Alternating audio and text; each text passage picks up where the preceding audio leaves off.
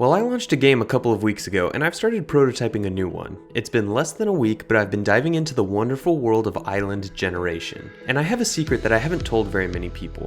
I've had a crush on procedural generation for a very long time. I've been trying to get to know her better, and the more I learn, the more infatuated I become. You could almost say that I've been stalking her for a while. Maybe not, don't say that. I first started getting into game development by watching people like Thin Matrix create these gorgeous hillsides by using noise to displace vertices on a mesh. And I actually wrote my senior thesis paper in college about procedural terrain generation. My first Unity project that I ever created was about an underwater game where you avoid a shark, and the first thing I did was create a procedural ocean floor. And I've been watching Oscar Staalberg build out procedural worlds with an incredible amount of envy. And if you guys haven't seen Oscar's work, you should definitely check it out. He made both Bad North and Townscaper, which both use an algorithm called wave function collapse, which is, okay, I won't go into detail about it now because it's pretty technical.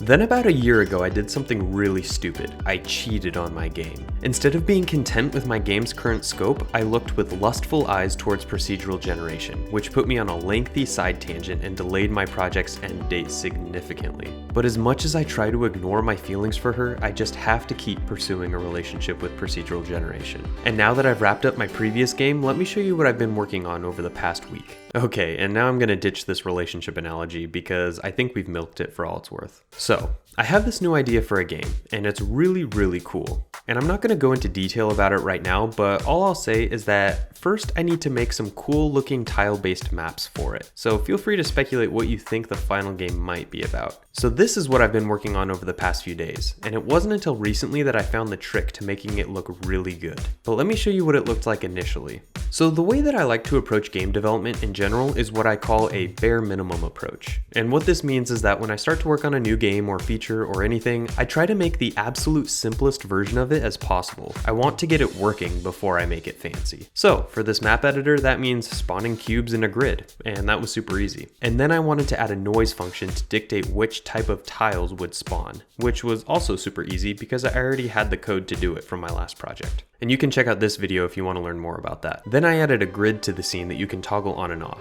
and this will be useful for later stages when I add in building mechanics. Then I added this regenerate button that you could do on the fly. And this is important because right now all of my properties, parameters, and options are built into the editor.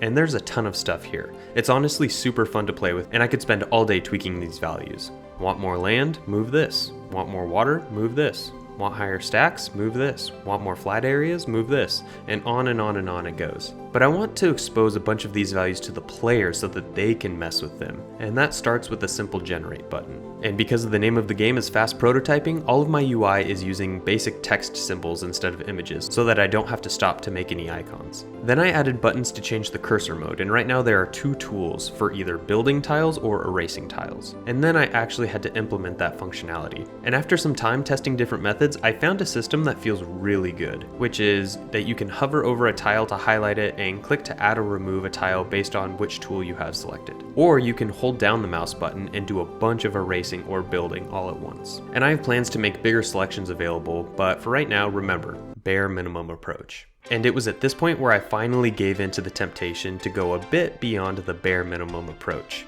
I just had to make it start looking a little better. So I started with adding this water shader. Then I made some rules for spawning tiles below the water line, which will gradually drop off as they get further from the center. Then I started modeling tiles that look a bit more organic. And I'll spend more time actually modeling these in the future, but right now I just added some Voronoi noise to them. Then I added some topper meshes to the tiles. And then I created a system for defining different color palettes that affects the tiles, the water, and the sky. And then I added a selection panel so that you can choose between them. And it was at this point that I was thinking, wow, things are looking pretty good. Then I added a UI selection panel for different tile types that you can build with. And I don't know what the best UI UX design would be for something like this. Here are a couple of my whiteboard mockups, but I'd love to hear what you guys think, or if you have any references for what makes sense for a UI scheme like this. It was at this point that I had to start implementing some specific tile logic, such as, do I allow other tiles to stack on top of me, or should I allow floating tiles? In the end, I made it so that if you delete a tile from the bottom of a stack, it removes everything above it as well. And then I added animations for both spawning and despawning the tiles, which added so much to the feeling of building. It just feels so good now. And boy, let me tell you, this is so satisfying to build with. I have a million more ideas for what I want to add and what I want to experiment with. So here's where I'm at after less than a week of working on this project. You can see I've started with the very basic properties drawer over here that the player will be able to use to tweak the island generation,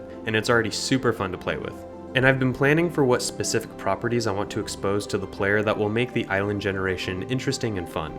I'm really happy with the pace that I've been able to make progress on this, especially since my time has been split between doing this and finalizing everything for my Tanks But No Tanks console ports. I'm excited to share more about this project as I continue building it. If you liked this video, it would mean a lot to me if you gave it a thumbs up and considered subscribing. If anyone is interested in playtesting an early version of this map editor, jump onto my Discord and I'll be looking for people to give some feedback soon. Oh, and if you want to watch another video about some cool procedural generation applications, then you can go watch this one. Alright, that's it for now.